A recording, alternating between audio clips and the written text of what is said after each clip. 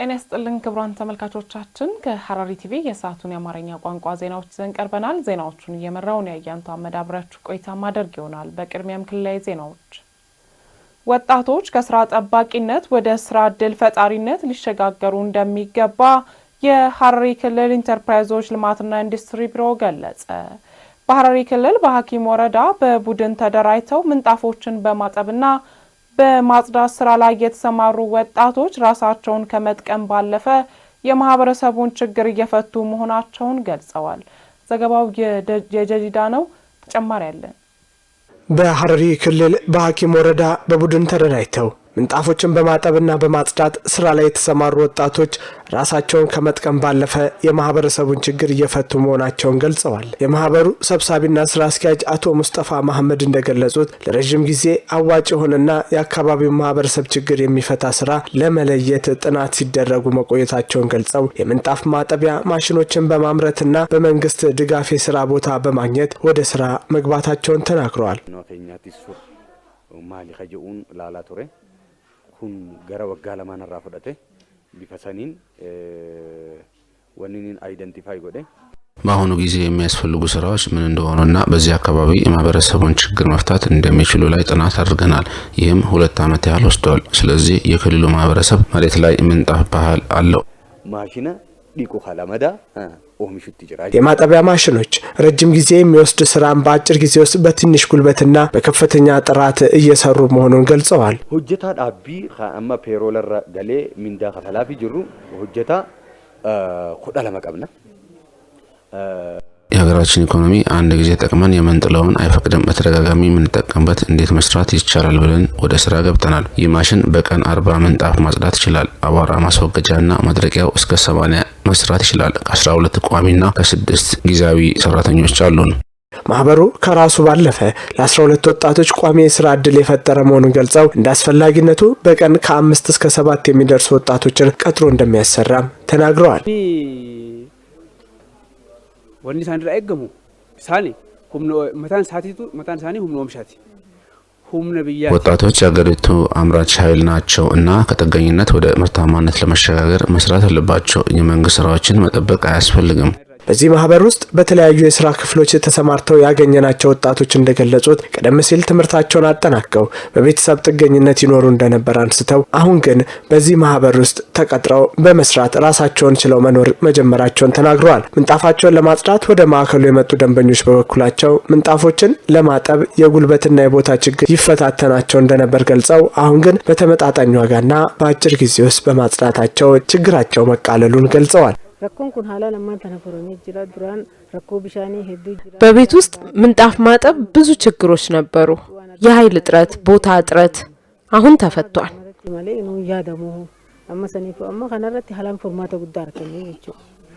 የክልሉ ኢንተርፕራይዞች ልማትና ኢንዱስትሪ ቢሮ ምክትል ኃላፊ አቶ ሐምዲ ሰልሃዲን እንደገለጹት በአሁኑ ወቅት ጥሩ የፈጠራ ሐሳብ ላላቸው ወጣቶች ምቹ ሁኔታዎች እየተመቻቸ በመሆኑ ወጣቶች በዚህ ሊጠቀሙ ይገባል ብለዋል። በአጠቃላይ ከስራ ዕድል ጋር ተያይዞ የብድር አቅርቦት ጀምሮ ከባንኮች ጋር ትስስር በመፍጠር እንዲሁም የማምረቻ የመሸጫ ቦታ የሙያ ስልጠና ድጋፍ እንደሚደረግም አንስተዋል። በኢንተርፕራይዝ ከተደራጁ በኋላ ደግሞ በየተደራጁበት ዘርፍ መንግስታዊ ድጋፎችን ወጣቶች ከተማሩ የተማሩትን ተግባራዊ ማድረግ አለባቸው። የሚያገኙትን ስራዎች ችላ ማለት የለባቸውም። ድጋፍ አግኝተው ወደ ስራ ስምሪት ውስጥ እንዲገቡ ያው በርካታ ስራዎች እየተሰሩ ነው የሚገኙት። በዚሁም ያው ወጣቶችም ኢንተርፕራይዞችም ተጠቃሚ የሆኑ ያሉበት ሁኔታ ነው ያለው ማለት ነው። በመጨረሻም ወጣቶቹ በአሁኑ ወቅት የተፈጠረላቸው ምቹ የስራ ዕድል በመጠቀም ተጠቃሚ እንዲሆኑ መልእክት አስተላልፈዋል። በሐረሪ ክልል በኤረር ወረዳ እየተከናወኑ የሚገኙ የጤና ዘርፍ ስኬቶችን ለማስቀጠል በትኩረት እየተሰራ መሆኑ ተገለጸ። በወረዳው በሽታዎችን ከመከላከል ባሻገር አክሞ ማዳን ላይ በርካታ ስራዎች መሰራቱ ተገልጿል። ዘገባው የአደም ኢብራሂም ነው። ናርዶስ ዳምጤ በዝርዝር ታቀርበዋለች። በሐረሪ ክልል በጤናው ዘርፍ በሽታዎችን ከመከላከል ባሻገር አክሞ ማዳን ላይ በርካታ ስራዎች መሰራቱን የክልሉ ጤና ቢሮ መረጃ ያመለክታል። በዚህም በርካታ ስራዎች ከተሰሩባቸው የክልሉ ወረዳዎች መካከል የኤረር ወረዳ አንዱ ነው። በወረዳው ባለፉት 5 ዓመታት የጤና አገልግሎት ሽፋን እቅዱን በማሳካት በርካታ ለውጦች መታየታቸውም ተገልጿል። የወረዳው ጤና ጽሕፈት ቤት ኃላፊ አቶ ጫላ መሐመድ እንደገለጹት በወረዳው ውስጥ ያሉት የጤና ተቋማት በተለይም በመንደሮች ደረጃ የተገነቡ ጤና ኬላዎች ሙሉ በሙሉ ወደ ስራ በማስገባት በማህበረሰብ ጤና አገልግሎቶች 18 የጤና ፓኬጅ ተግባራዊ ከማድረግ አንስቶ እስከ ቀላል ቀዶ ጥገና ድረስ አገልግሎት እየሰጡ መሆኑን ገልጸዋል። ካዮ እኔም ደብራ አኩመን ልበቹዳፍ ፈጣንና ተደራሽ የጤና አገልግሎቶችን ለመስጠት ከጤና ጣቢያ እስከ ጤና ኬላ ድረስ ህብረተሰቡን እያደራጀን ነው። የወረዳው የጤና ጣቢያ ኃላፊ አቶ አዲስ አለም አለማየሁ በበኩላቸው በዘርፉ አስፈላጊውን ግብአቶች በማሟላት ከጤና ጣቢያና ጤና ኬላ ደረጃዎች ጥራት ያለው የጤና አገልግሎቶችን ተደራሽ እንዲሆን እየተደረገ ነው ብለዋል። ተጃጅላ በቀይሰነ ወላንሶ አዳዳ ፈከኛ በቀዶ ጥገና እጢ እስከ ማውጣት ድረስ የማህበረሰብ አገልግሎቶችን እየሰጠን ነው። ከአገልግሎት አሰጣጥ ጋር በተያያዘ የቴክኖሎጂ ትስስርን በመፍጠር ማነቆዎችና መዘግየቶችን ለማስወገድ የደንበኞችን እርካታ ለመከታተልና በፍጥነትና በፈጠራ ላይ ለማተኮር እየተሰራ መሆኑንም አክለዋል። አማስ አረቆ ቆርቻካና ዳዋታ የመድኃኒቶችን እጥረት በየደረጃም እየፈታን ነው። ወኒ ካቶስ እንጀርቱ ጀጁዳ ያነጋገርናቸው ተጠቃሚዎቹ የጤና ተቋማቱ ወደ ወረዳና ቀበሌ ደረጃ ከተስፋፉ ጀምሮ በቅርባቸው ተገቢውን የጤና አገልግሎት በማግኘት ላይ መሆናቸውንም ገልጸዋል። አከጋሪ ነው ከይሰማይሰን አከጋሪ ነው ቶላን ትክክለኛውን አገልግሎት እየሰጡን ነው። ባህሪያቸውን ጨምሮ ጥሩ ነው። ያኔ ሳኒ በረዳ አከጋሪ ነው ወገሱ ጅረም ቡሴን ደፍቶስ ዲገኛ ፎደኒ መራመራኒ ከነን ቡሴቴን ነው ከነኔ ተገቢ አገልግሎት እያገኘን ነው። ከአቅም በላይ ከሆነ ወደ ተለያዩ ሆስፒታሎች ይወስዱናል። በመጨረሻም መንግስት የቤተሰብ ጤናና ብልጽግናን ለማረጋገጥ የሰጠውን አቅጣጫ ተግባራዊ ለማድረግ በቅንጅትና በትኩረት መሰራት እንዳለበትም ተገልጿል።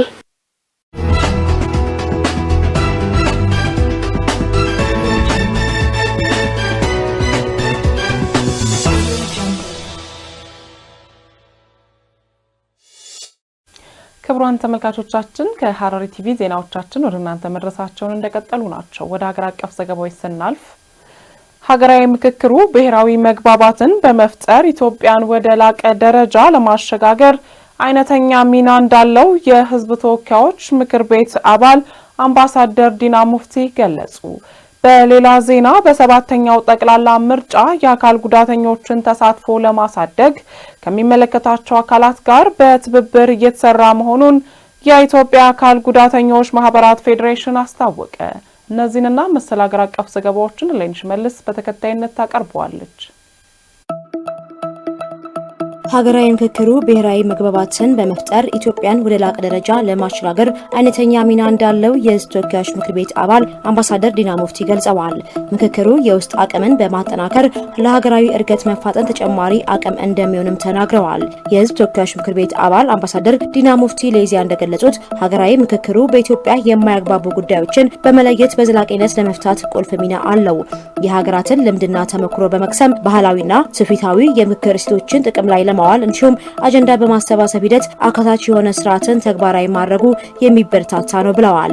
በሀገራዊ ምክክር ሂደት ከሚገኙ ጥቅሞች መካከል ልዩነት ሲፈጠሩ የቆዩ አጀንዳዎች ወደ አንድ የሚመጡበትና የጋራ አቋም መፍጠር የሚቻልበት እድል አንዱና ዋነኛው መሆኑንም አስረድተዋል።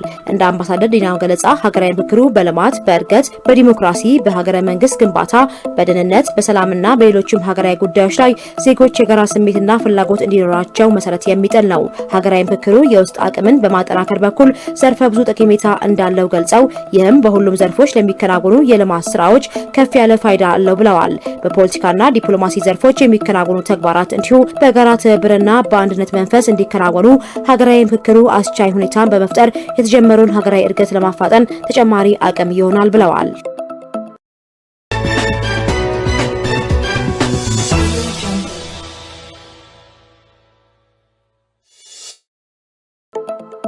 በሰባተኛው ጠቅላላ ምርጫ የአካል ጉዳተኞችን ተሳትፎ ለማሳደግ ከሚመለከታቸው አካላት ጋር በትብብር እየሰራ መሆኑን የኢትዮጵያ አካል ጉዳተኞች ማህበራት ፌዴሬሽን አስታውቋል። የኢትዮጵያ አካል ጉዳተኞች ማህበራት ፌዴሬሽን ዋና ዳይሬክተር አባይነህ ጉጆ ለኢዜአ እንደተናገሩት የአካል ጉዳተኞችን ሁለንተናዊ ተሳትፎና ተጠቃሚነት ለማረጋገጥ ውሳኔ ሰጭነት በሚጠይቁ አበይት ሀገራዊ አጀንዳዎች ላይ በቀጥታ ማሳተፍ ይገባል።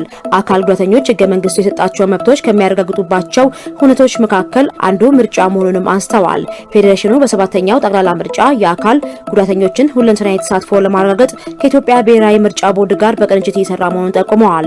በሰባተኛው ጠቅላላ ምርጫ አካል ጉዳተኞች በመራጭና እጩ ተመራጭነት ብሎም በአጠቃላይ የምርጫ ሂደቱ ንቁ ተሳታፊ እንዲሆኑ ተፎካካሪ የፖለቲካ ፓርቲዎች ምቹ ሁኔታዎችን መፍጠር ይጠበቅባቸዋል ነው ያሉት። ተፎካካሪ የፖለቲካ ፓርቲዎች የፓርቲያቸውን የፖለቲካ ፕሮግራምና ማኒፌስቶ ለአካል ጉዳተኞች ተደራሽና ግልጽ በሆነ መንገድ የማሳወቅ ኃላፊነት እንዳለባቸውም ገልጸዋል።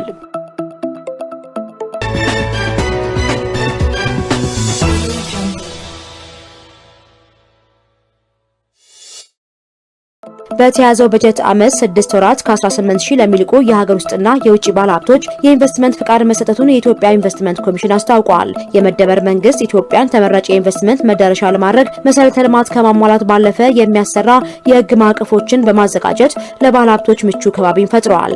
የኮሚሽኑ ምክትል ኮሚሽነር ዳጋቶ ኩምቤ ለኢዜአ እንደገለጹት ኢትዮጵያ በተለያዩ ዘርፎች መሰማራት ለሚፈልጉ ባለሀብቶች ተመራጭ መዳረሻ ሆናለች።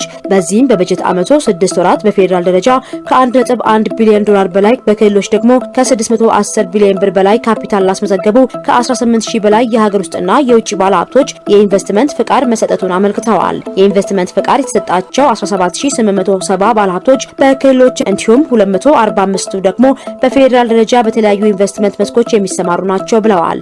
ባለሀብቶቹ በፍጥነት ወደ ስራ እንዲገቡ ጠንካራ ድጋፍና ክትትል የተደረገ መሆኑን ጠቁመው በዚህም ከ192000 በላይ የሚሆኑ ዜጎች የስራ ዕድል ተጠቃሚ ይሆናሉ ተብሎ እንደሚጠበቅ አመልክተዋል።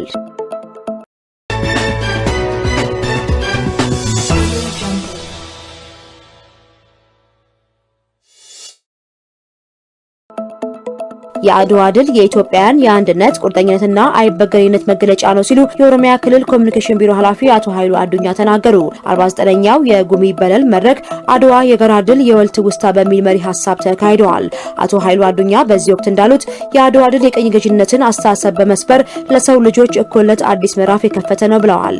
በአድዋ ድል ኢትዮጵያ ቀደምት አባቶች በከፈሉት ውድ መስዋዕትነት ነጻነቷና ሉዓላዊነቷ ተጠብቆ መቆየቱንም አውስተዋል። በዚህም ኢትዮጵያ ለመላው ጥቁር ሕዝብ የነጻነት ተምሳሌት መሆኗን ጠቅሰዋል። ጀግንነት ከተንጸባረቀባቸው የጦርነት አውድማዎች አድዋ ግንባር ቀደም መሆኑን አመልክተዋል። ዘገባው የፋራ ብሮድካስቲንግ ነው።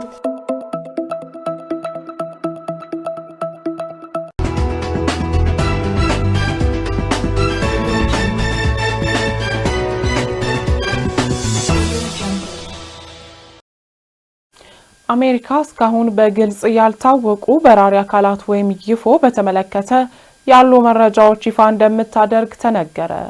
ፕሬዝዳንት ዶናልድ ትራምፕ ይህን መረጃ ለህዝብ እንዲገለጽ ትዕዛዝ ያስተላለፉት። ዘገባው የቢቢሲ ነው። ባህር ጠንክር በዝርዝር ያቀርበዋል። አሜሪካ እስካሁን በግልጽ ባልታወቁ በራሪ አካላት ወይም ዩፎ በተመለከተ ያሉ መረጃዎችን ይፋ እንደምታደርግ አስታወቀች። የሀገሪቱ ፕሬዝዳንት ዶናልድ ትራምፕ በመከላከያ ተቋማቸው የተያዙ ሚስጥራዊ መረጃዎችን ለህዝቡ እንዲያሳዩ ትዕዛዝ መስጠታቸውን አስታውቋል። ዩፎ ወይም ምንነታቸው ያልታወቁ በራሪ አካላት በአሜሪካ ህዝብ ዘንድ እንደ ታላቅ አጀንዳ ከሚነገሩ ሀገራዊ ጉዳዮች መካከል የሚጠቀሱ ናቸው። ዩፎና ከምድራችን ውጭ ያሉ ነፍስ ያላቸው ፍጡራን በእውነት አሉ ወይስ የሉ የሚለው ህዝቡ በጉጉት ምላሽ የሚጠብቀው ጥያቄ ነው። ሰሞኑን የቀድሞ የአሜሪካ ፕሬዝዳንት ይህንን በተመለከተ ከምድራችን ውጭ ያለው ፍጥረት ዓለም ሰፊ በመሆኑ ሰው ያልደረሰባቸው ፍጥረቶች አሉ ብለው ቢያምኑም ነገር ግን በፕሬዝዳንትነት ዘመናቸው ይህንን የሚያረጋግጥ መረጃ እንዳላገኙ ተናግረው ነበር። ዶናልድ ትራምፕ ኦባማ ይህን በማለታቸው ሚስጥራዊ ሰነዶችን አጋልጠዋል በማለት ከሰዋል። ትራምፕ ይህንን ወቀሳ በማሰማት ነው በሀገራቸው መንግስት የተያዙ ሚስጥራዊ ሰነዶችን ለህዝቡ ይፋ መደረግ አለበት የሚል አቅጣጫ ያስተላለፉት። ዘገባው የቢቢሲ ነው። ኢራን ጥቃት ከተፈጸመባት በቀጠናው የሚገኙ የጦር ሰፈሮች ኢላማ እንደሚሆኑ ለተመድ አስታወቀች። ይህን ያሉት በተባበሩት መንግስታት የኢራን ቋሚ ልዑክ ናቸው። ምስጋና ኃይሉ ተጨማሪ ያለው ከአሜሪካ ጋር የተካረረ ውጥረት ውስጥ የገባችው ኢራን ወታደራዊ እርምጃ የሚወሰድባት ከሆነ በቀጠናው የሚገኙ የጠላት ኃይሎች የጦር ሰፈሮችን፣ ተቋማትንና ይዞታዎችን ህጋዊ ጥቃት ኢላማ አድርጋ እንደምትቆጥር ለተባበሩት መንግስታት ዋና ጸሐፊ አስታውቃለች። በተባበሩት መንግስታት የኢራን ቋሚ ልዑክ የአንቶኒዮ ጉተሬስ በጻፉት ደብዳቤም ኢራን ለሚሰነዘርባት ጥቃት ቆራጥና ተመጣጣኝ ምላሽ እንደምትሰጥ አስታውቃለች።